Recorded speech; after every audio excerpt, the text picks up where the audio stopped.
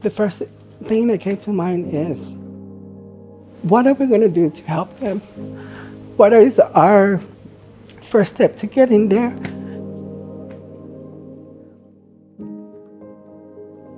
My name is Eric Ryan. I am a specialist in the U.S. Army from 1996 to 1999, and I now live in North Kihei, Maui. I became homeless in Hawaii due to the fact that the rent prices that they have here are exorbitant. How I became homeless is because I fell right into that gap that's still widening to this day, not being able to afford housing. The rent has pretty much been the reason why I became homeless. It's hard here in Maui. You know, the only reason why I have what I have right now is because I'm being supplemented to a rent that's reasonable. My name is Esther Lamatia. I am the Supportive Services for Veterans and Families Program Coordinator at U.S.VETS, Barber's Point, Hawaii. My involvement with Eric Ryan, met him when we were doing the enrollment. I had the opportunity to just hear about his stories and how he became homeless in Maui, and then just helping him get approved for our program, and was able to work with one of our case managers to successfully be housed and also employed as well. Hawaii can be very expensive, and finding the housing that is affordable for them is one of the barriers that we go through. Just the cost of living itself can be very difficult for our veterans to be able to sustain their unit and to be able to move on their own. Homeless life is about keeping your guard up. The people that you end up living next to you on the side of the road all have their own different story. You're down in the depths of the poor. I mean, it's almost like being in jail. You have to, keep your dukes up and know when to hit, know when not to hit, and, know when to give and know not when to give. Front Street and Baker and Maui, the whole roof is on fire. The ashes are engulfing our car, and the flames are going on our car. Okay, I'm sorry. We have the fire department and the officers on their way to that area. I'm sorry, it's just really scary. And yeah, I know. Homes, businesses in the historic town of Lahaina destroyed. So while living in my car, the news reports came down that there was going to be a hurricane coming near Maui, but not going to touch Maui. So I didn't even really think anything of it. About 12 o'clock that evening on August the 8th, the winds became literally 80 miles an hour, 85 miles an hour. I could feel my car being pushed closer and closer to the cliff. The wind was so strong. The branches were flying everywhere. The kiave trees were being broken down. I'd had a restless night sleeping. I was scared even to be by the cliff. Had to go to work. Drove down Hanopi'ilani Road. And then on the outer road is when I saw the power lines making a fire on Lahaina Luna Road. And I told my boss, I'm like, are we going to be working today? And there was smoke coming from higher up on the mountain, but it was white smoke. And so my boss made the decision, hey, look, it's white smoke. So white smoke means that they've already put it out, that it's not black smoke. We have nothing to worry about. I need you to go out en route today. You're not going to be in Lahaina. You're going to be out in Kihei.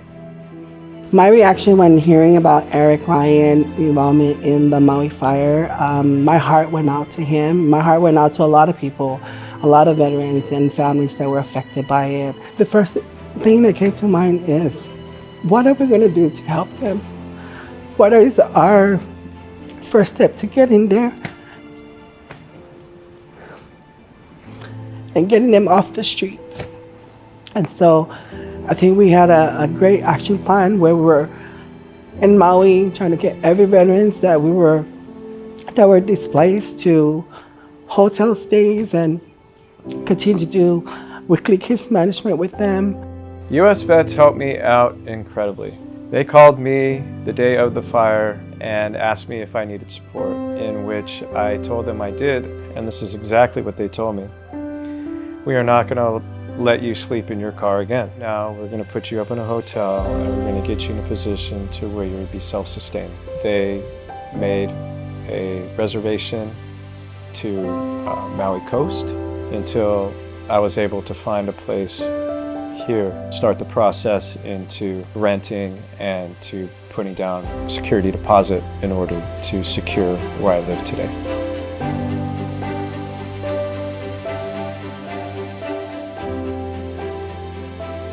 Hi, I'm Melissa Wilkins. I'm a program assistant at U.S.VETS at Barber's Point. No one should be homeless. You should not have to be stuck. Get the help that you need. Just be willing to accept the help and pay it forward. My feeling was of great relief. I found myself finally in a position to where I didn't have to worry about roaches in the car, eating my face, eating my eyes while I'm sleeping. I felt like finally, I got an opportunity where I was trusted with my intelligence. All I needed was a little, financial help and a direction to go, and that, after that I could make it happen. So for any veterans out there, I really encourage you to not be afraid to ask for help. I want you to find that purpose even in times that you don't know what that is. At U.S.VETS, we have a lot of resources to help you get there. From one veteran to another, I'd like to share that I'm here to help you the best way that I can. If you're a veteran out there and you find yourself in a position where you have no hope or you feel like you can't go on, give U.S.VETS a call. Your veteran status will allow you to make a change. You don't have to do anything except apply.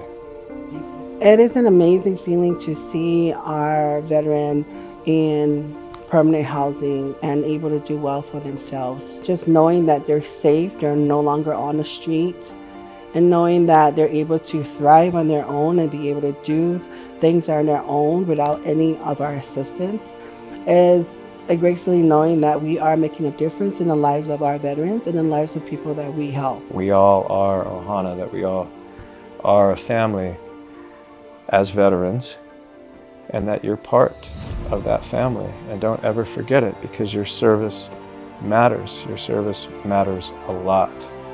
And U.S.VETS will make you understand how your service matters and put you back right on track.